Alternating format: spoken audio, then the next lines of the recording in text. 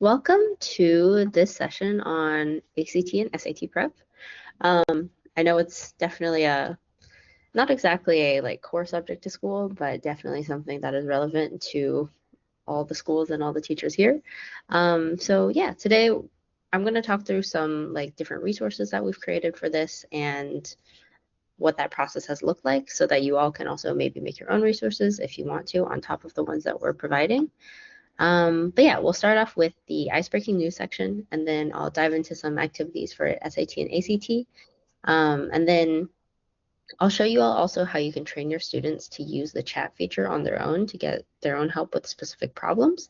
And then we can have some time for open discussion. I didn't find any teachers who were doing this already, so if anyone in the audience wants to share how you're generally helping students test prep, or if you know of any students who are doing this specifically for SAT or ACT, that'd be cool. Yeah. So as always, the recording will be available later and questions are welcome at any point. But I'll start off with the icebreaking news here. So I saw this CNBC article. It was actually from back in March, but OpenAI had just announced GPT-4, and they were claiming that it can beat 90% of humans on the SAT.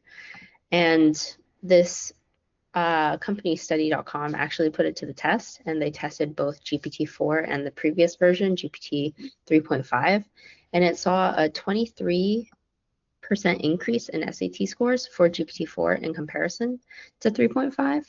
So, and yeah, GPT-4 was scoring in the 96th percentile of students. So definitely these AI models are taking the SAT and ACT.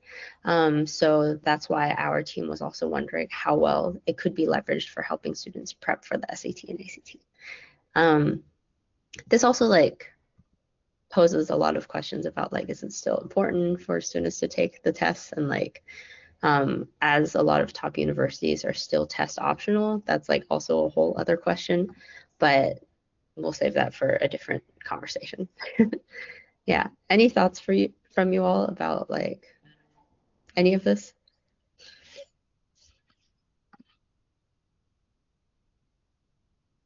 Cool. Questions, comments, concerns? Nope. All good. Okay. Cool. So yeah, I'll dive into some activities for the SAT and ACT. Just as a quick overview.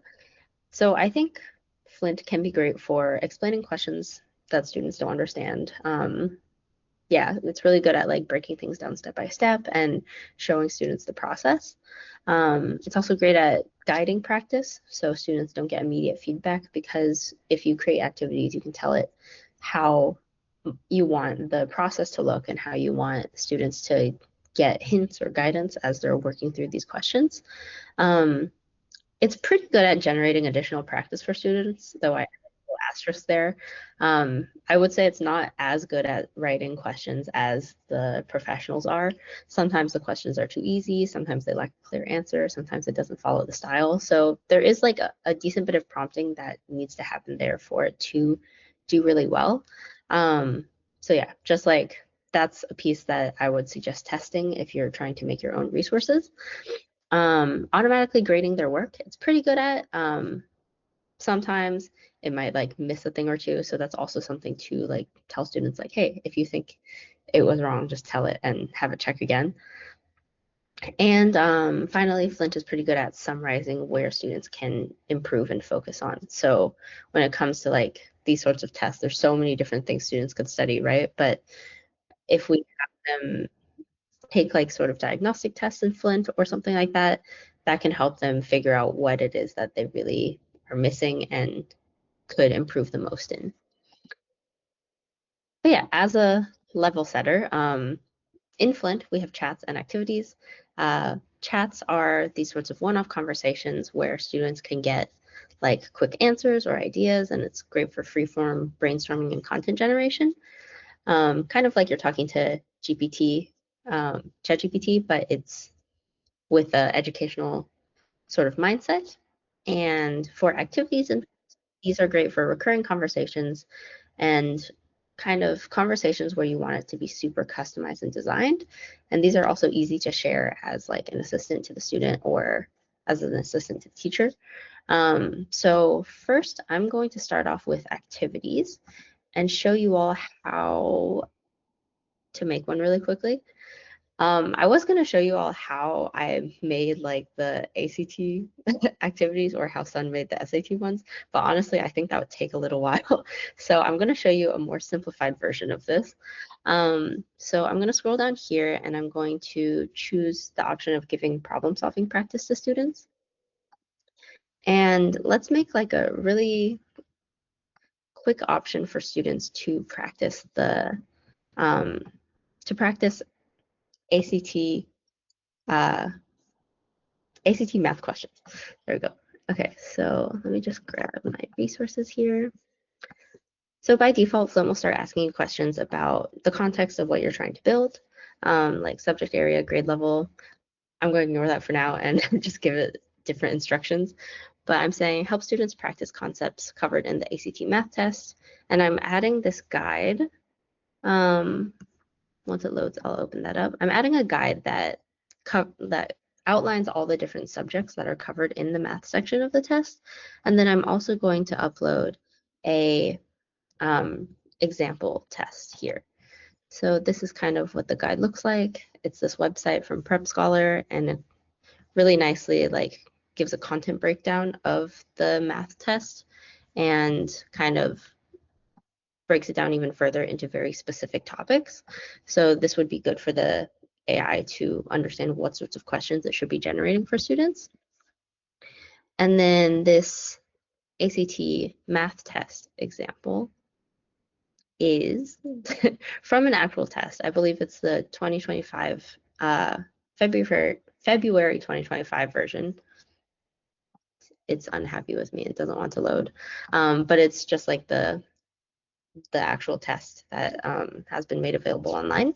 So yeah, so those are the resources that I'm going to give Flint, and I'm going to go ahead and send it out and let it see what it creates.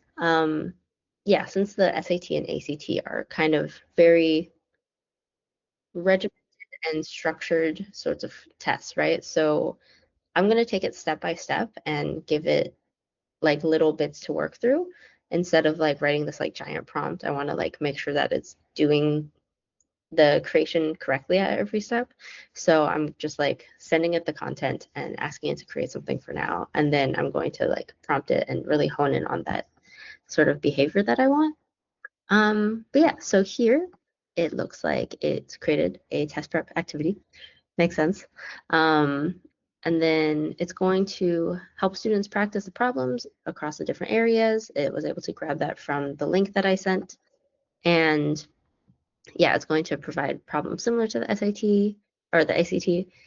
And yeah, in the greeting message here, which we can also see in the preview, it's saying what the content areas are and asking the students if they would like to practice a specific area or a mix of all of them. So giving them kind of different options for how they want to use this activity. And yes, here's the link to the Prep Scholar. Yeah, Chris, did you have a question? Yeah, my screen's not updating. I'm wondering if anybody else is seeing what you're talking about. Yeah, let Yes, me. it has nothing either. Oh, okay. Let me reshare for a sec. Maybe when I tried to share that ACT test, There we go. it broke. Okay, cool, awesome.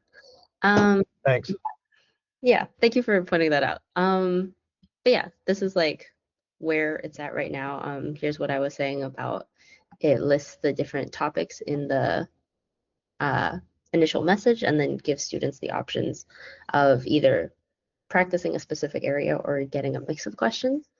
Yeah, so that's like pretty good. I'm going to go ahead and when I was testing this earlier, it was a little bit too helpful for students. So I'm also going to go ahead and tell it like, don't show students how to do the problem step by step, make them solve them more independently. Yeah, especially because these are probably topics that they've learned in school, but it's more so just they need practice really getting it right every time. So I'm adding that as something to prompt into Flint. But yeah, this is like kind of how it works. you can add additional prompts on the Build with Flint side. You can preview it on the right-hand side, either manually or simulate a session where it will show you a quick back and forth so you can get a sense of what this activity would look like for students. Yeah, and then you can always create the activity as well. And for these sorts of activities, actually, I would also recommend trying sessions out on your own, like for real. And then here, if you create a session, you can always share this with another student or another teacher at your school, and they can see like as a model of how you interacted with the activity, how they might also be able to use it on their own. Cool. Any questions about the activity creation process?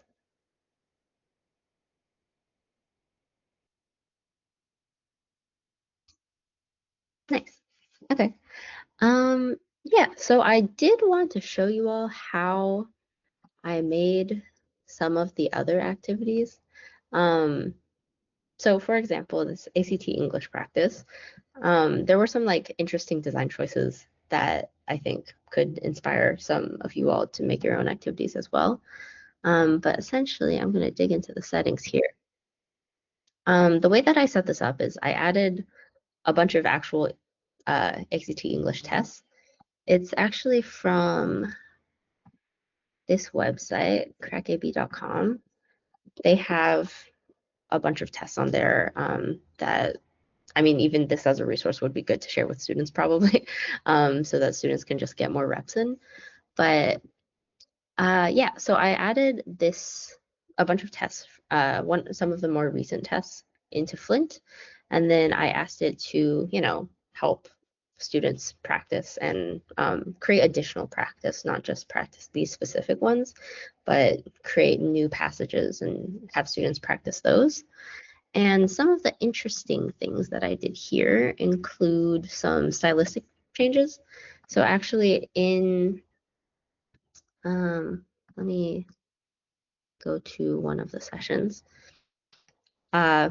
Because Flint can't like underline things, I asked it to put the text where it would typically be underlined in the test in brackets, and also put the question number in front of it, so that's similar like the test, and like ask it to be italicized, so that students know what sort of piece of the passage that they're looking at. I also asked Flint to put every passage in a new document so that students can open it on the right-hand side and then still look at the questions on the left-hand side. Let's see what else. I also told Flint to let students know what specific areas they struggle with at the end so that they can know to ask it to practice that more the next time. And also something to note for multiple choice questions is that Flint sometimes just sets A as the default answer every single time.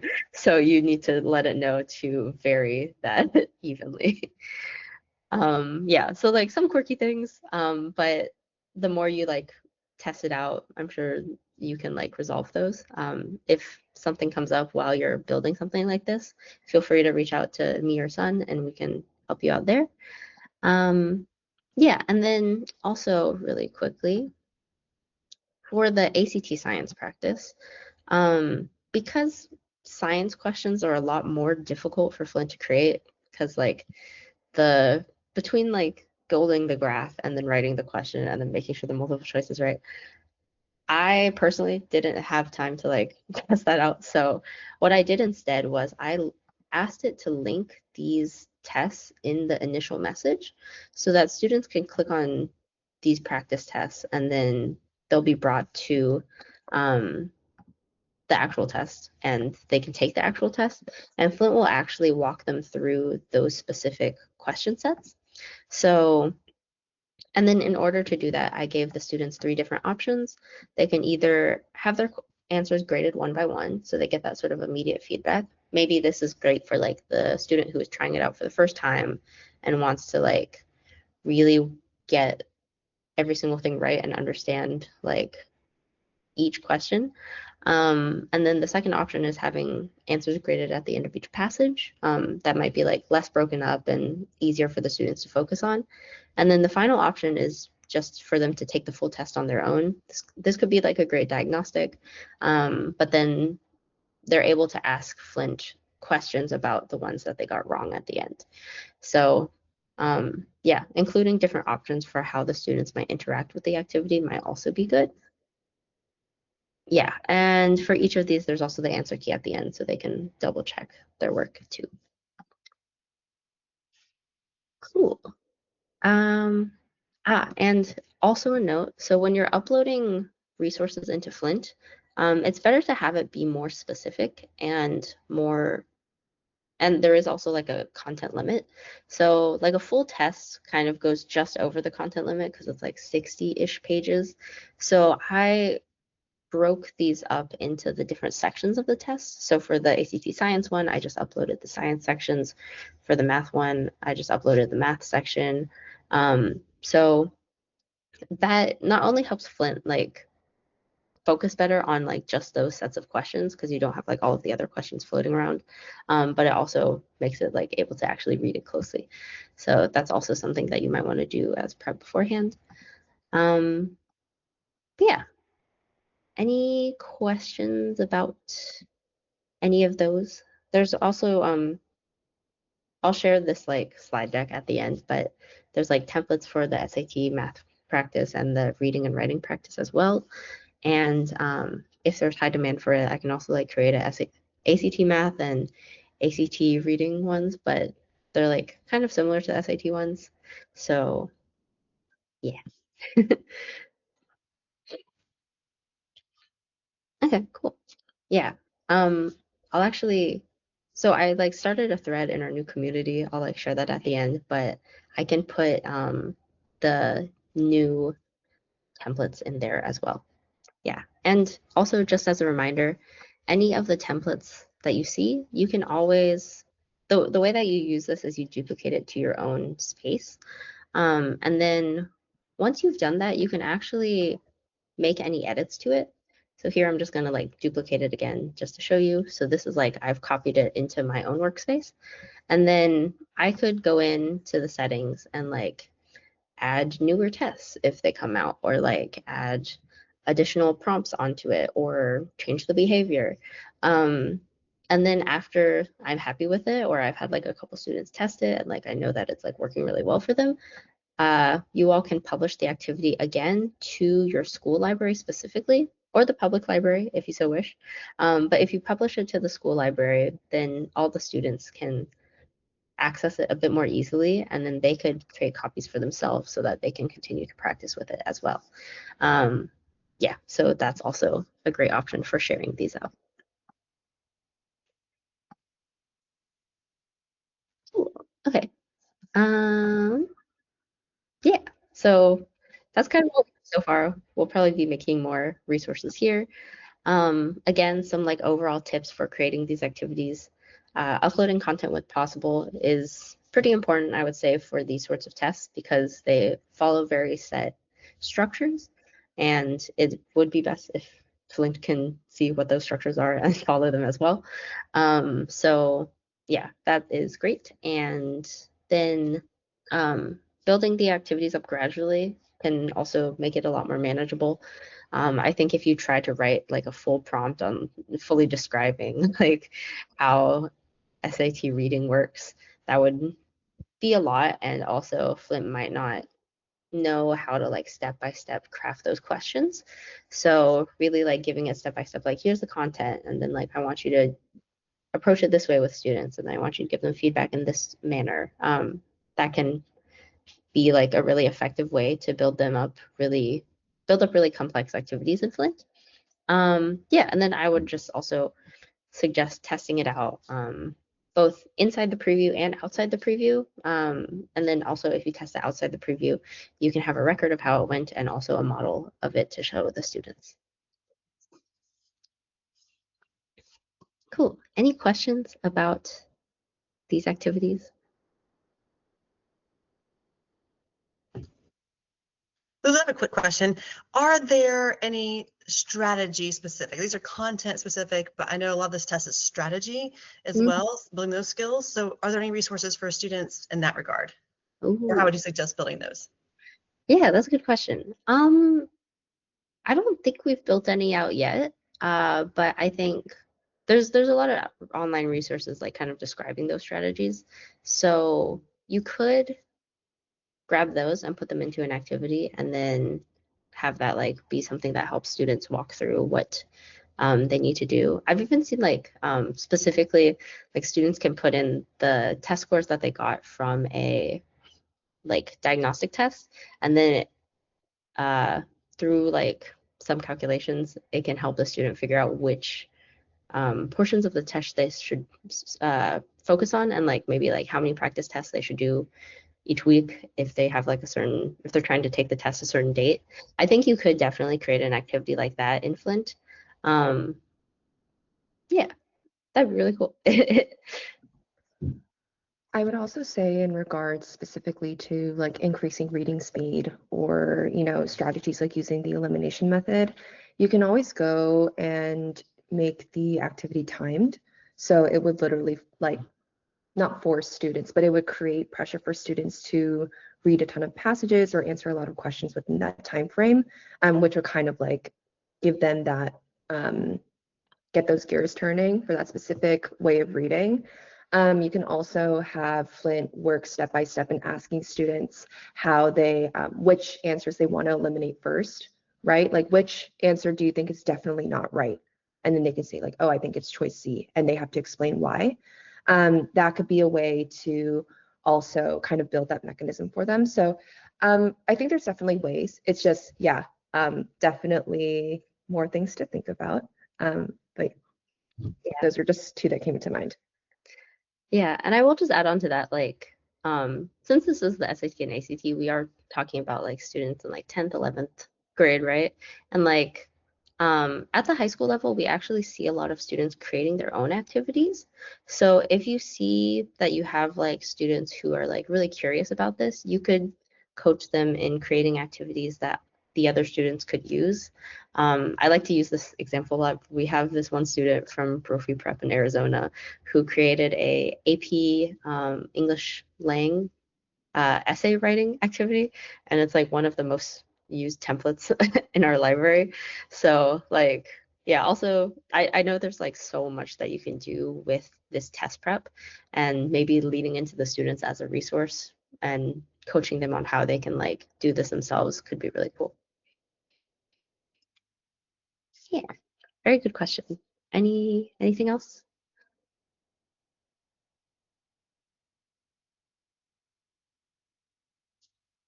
Nice. Okay. So I will also show you all some quick examples of how the students can leverage the chats. So again, like these chats are these sorts of one-off conversations, kind of like they're talking with ChatGPT, but Flint has like the sort of background knowledge that they are a student and that it's supposed to be like guiding them through things step by step and not just spitting out answers. So here's like an example of how students could get help with ACT math questions or SAT math questions. Within Flint, you can like take pictures and send it to Flint and then have it help you out with the concept. So like here I like sent it a half started problem and then it was able to help me start that process. But I do think like a good prompt for students to start off the conversation with is letting it know the context of what they're trying to do. So I'm a student and I'm practicing multiple choice ACT math questions. Help me, but don't give me the answers immediately. So as an example here, yeah, so I sent it this question with finding the area of this triangle, and you know these tests, they love to like throw you off. So I pretended to be a confused student, not understanding why there were so many numbers here. So it was saying like, I said, I don't know how to start this. And it said, okay, yeah, here's the formula to use. And then I said, okay, does it not matter what the diagonals are? And as I like asked it, it was like confirming what was the correct answer and then also explaining to me like when I asked like why are the other numbers there, it can also explain to me like this is how the test works and they sometimes give extra information that isn't necessary. Yeah, so students can definitely like continue to ask a lot of follow-up questions to better understand these tests and their structures. And I'm sure they can also ask like more about like how they can personally practice different strategies for these tests. Yeah, and where did my slides go? Okay. And then for getting help with like the English or the reading sections, I would just note that like when the students are like putting in screenshots, sometimes the screenshots can have like too much information for the image recognition to read. So here's like 2 examples. Let me share this tab. So like in this one, I like pasted a lot of the text and also the question, and I think like that kind of threw Flint off. But Flint is very straightforward with when it can't see something. So it says that it can see that it's asking about the best way to phrase to try in a sentence, but it doesn't see the full sentence. So then if your students are running into this, I would just suggest that they kind of like narrow in their screenshot. So here I sent like just the part of the question, and I also sent, well, wait, I sent the passage with that question, and then I also sent the question separately. Then Flint will like analyze both images separately and then understand like, oh, this is the reading, this is the question. How can I like connect them? So this is like, in this way, it was able to actually like see the sentence and then help me figure out what the answer would be. Yeah, so that's also just like a pro tip for when you're helping the students out there. Cool. Okay. But yeah, so in general, tips for using Flint chats. Share context with the AI, especially if the students want to practice in a certain way. Like the student could say, hey, I don't want you to help me at all. I just want you to tell me if this is right or wrong, or give me a bunch of questions to practice. So like this point number 3, they can ask for similar questions if they're really confused on one of them. So in this example, like I was messing up a lot on the redundancy in the English part of the test. And then I said, okay, can you give me a bunch of more questions to practice for this? And it was able to do that. Yeah, and then again, remember the image recognition could be kind of tricky with how much detail it can see. So just make sure that you let students be aware of that. Yeah. So hi, I have a question. Thanks a lot for all your work. But if I'm trying to create reading comprehension questions for students, and as it says here in your little footnote, that AI often makes easy comprehension questions, how can I use the reprompt to make things more challenging? Like what kind of question, what kind of statements should I say to the prompt to improve its aim? Yeah, that's a good question. So I would honestly, you can just tell it like these questions are too simple. I want you to make them more complex, and even like more tricky. And I would say like if there are examples that you can give it for like what constitutes a like more complex question, that would also be good. Whether it's like you find a test and like you find the most difficult questions in it and like put it into Flint, or something like that, that would be good. Yeah, I think it would also like kind of depend on the specific types of questions you're generating. If it is like certain types of questions that your students struggle with, like for example, if they specifically struggle with like redundancy and punctuation, then you can also tell Flint to like have more of those sets of questions compared to other ones that they might get really easily straight off the bat. Yeah, so those would be like a couple of my suggestions at least. You could potentially also change the grading level to like the grade level in Flint to be for, let's say, like 12th graders. So it would naturally be a little bit more challenging. And if you're also curious about potentially what questions Flint is asking to these students, you could always try and ask Flint. Be like, hey, you know, what's a challenging question that you might be asking in this activity for your students, so that you can also just gauge the baseline of what it considers challenging and what it considers to be easy, and then iterate from there. Oh, and oh, sorry, And one more question, and that's Yeah. a simple one. You mentioned your library. How do I access that? Where do I find that? Yes, yeah. So within Flint, if you go back to the homepage, you'll see this like sidebar. So there's the public library and the school library. So this public library is where we have all of these ready-made activities that you can copy to your own space. And then the school library is like the ones published just within your school. So it's like the smaller subset.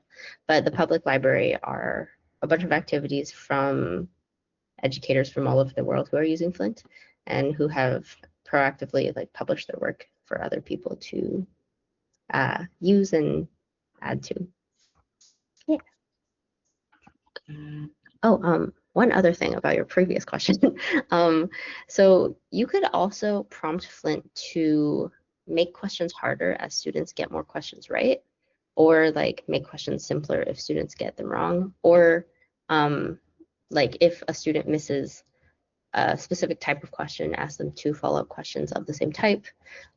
So there's like a bunch of different methods of like because Flint can ask the students questions dynamically. Over the course of the conversation, Flint can gauge like how well the student is doing, what specifically they're struggling with. So if you prompt it specifically to kind of hone in on those issues, then it can also help students in that way. Yeah. Cool. Any other questions about chats?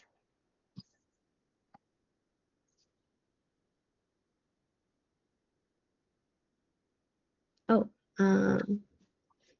yeah, Steven said he was about to ask, can you set the reading level for grad level or undergrad? Yes, you definitely could. Yeah, I think actually like AI tends to stray more towards the higher end of reading level because it's trained on all of this text that has been written by adults, right? And it's like definitely not your typical like high schooler writing. So yeah, it definitely can go higher. I think typically like what you're uploading in terms of content will also give Flint an idea of what sort of reading level the students are at. So that's also like a plus of like uploading the content. If the content that you're uploading is at level, then it will probably also generate generate questions and passages at that level as well. But yeah, you can always like ask it to level it up or down. And then you can either do that by going on Build with Flint and then say, can you make this grade level be university?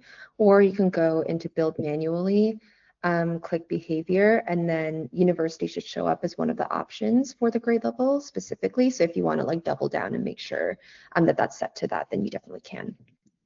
Yeah, let me really quickly show you all where that looks like. So yeah, you can type or say in here to bring the level up to like No, undergrad. your screen is still the presentation. Sorry, there we go. Yeah, so in the activity builder, you can type and say or say in here that you want the reading level to be at undergrad or graduate level. In the build manually, there is the option to make it just like generally in the in the behavior. Here we go. So like if you go to like US or UK, there's like a university level, but you can definitely be like much more specific with it in the build with Flint. So if you have like a very specific idea, it would be good to put it in here. Great. Okay. So that was all of the content that I had. But yeah, we have like plenty of time for you all to share like how your students have been using Flint in terms of like test prep or like even studying on their own. If anyone has anything to add there, any insights or additional questions.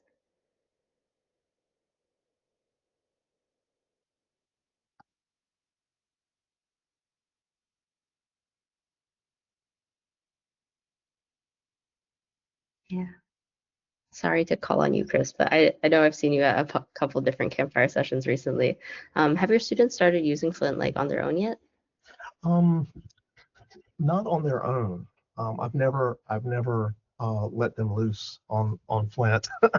um, but I definitely have been thinking about ways that I could do that, and I really like the idea of loading um, multiple example tests and then having Flint ask, what area are you weakest in? What area would you like some more practice in? And then it can choose from those tests, things to help the student. I really like that, giving them choice like that, and having a rich body of um, resource for the student to practice with.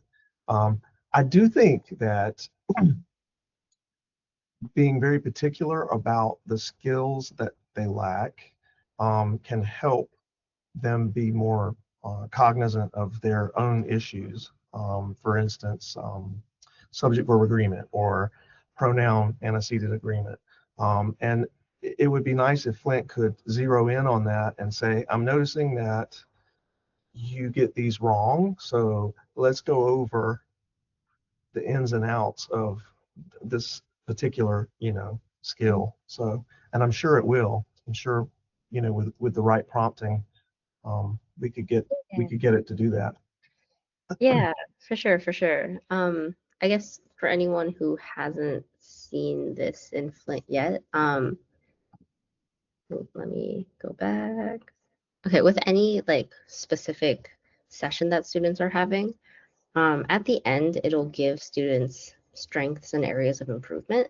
And so you can prompt the, oh, this is after they submit it, by the way. So like make sure that they submit the sessions. But you can prompt the Flint activity to kind of like cater those strengths and areas of improvement to like specifically highlight the different like types of questions that they're missing or the types of like um yeah, types of questions or types of topics or whatever it may be for the activity that you're creating. And you could even like list what those buckets are maybe in the guidelines so that Flink kind of knows like what it can evaluate students on. Yeah, that's an awesome idea. Another thing that is hopefully working in the SAT math activity that was created is I prompted Flint to say that if a student has a mistake for one question, Flint is actually going to be asking 2 additional questions that are in the same topic right after, so that they kind of get the muscle memory down of learning that concept that they were incorrect on the first try. Yeah.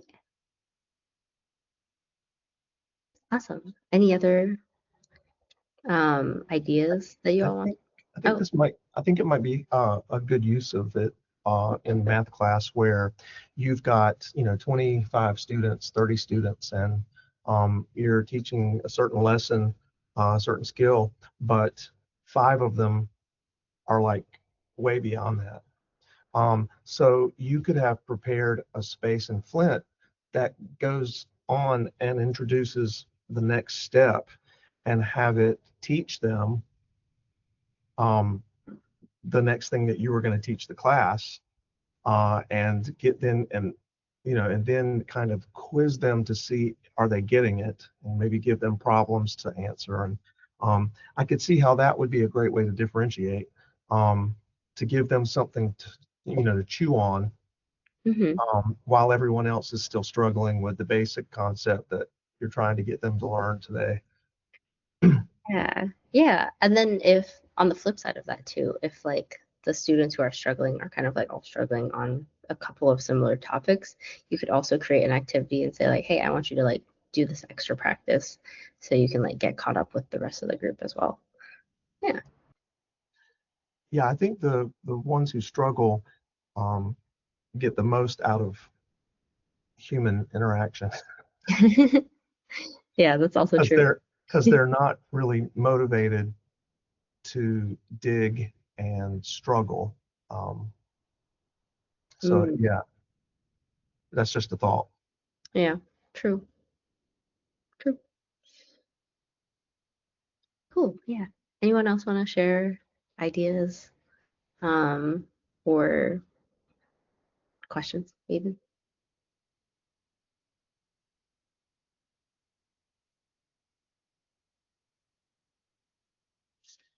All right, I can do the wrap up a little bit early.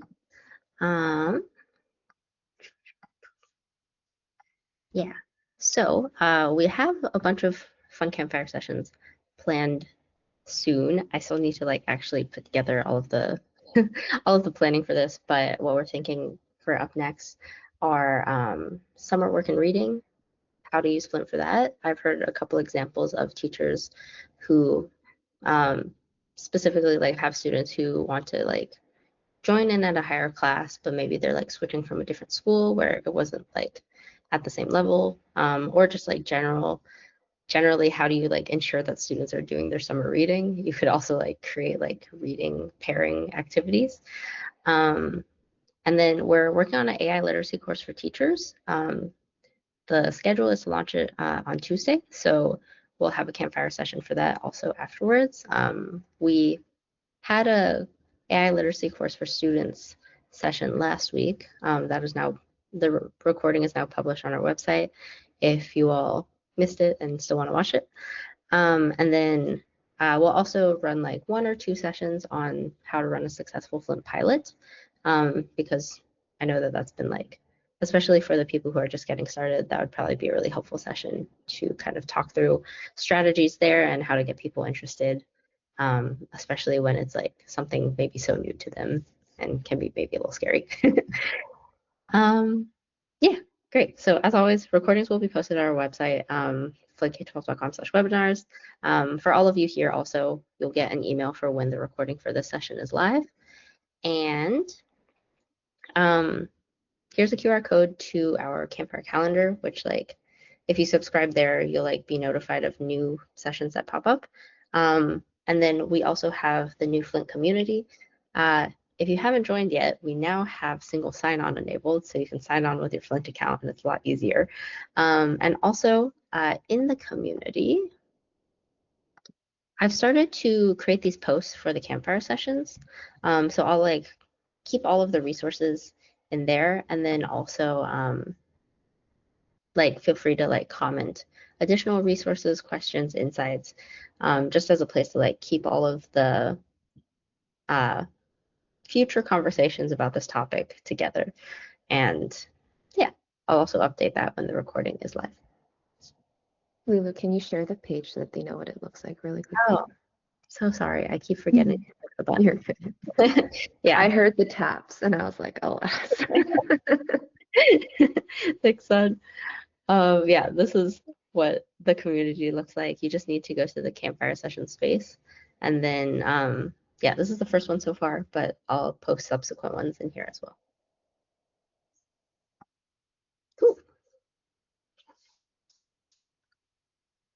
Great. Okay.